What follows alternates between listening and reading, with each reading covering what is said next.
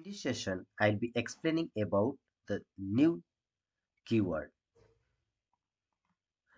The instantiation operator new is basically a construct operator. So it can be used to create data object or can create an instance of a class. It can create any object. We need to we need to use it with new and data type. You also use it new and a class to create an object. New data type will create the variable of that data type. New with slash if something can be implicitly identified. How it is possible? If the left side of equal to symbol, if there is a variable of declared already declared with the type, then you can use new and hash symbol.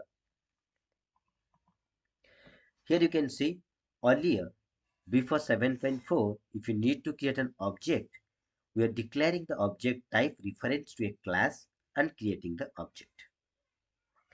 And if we have a constructor, then we need to use exporting parameter. In the newer way, you no need to declare a variable, can be taken care by inline declaration, and instead of two lines you can create an object in the same line using the new keyword. So new class creates an object and assign it to the variable lo underscore above declared inline.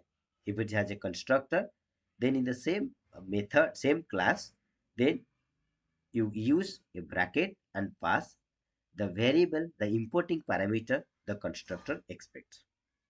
So this operator creates an instance of a class, and if it has a constructor, then you pass those parameters, pass the value of the constructor parameter using the brackets.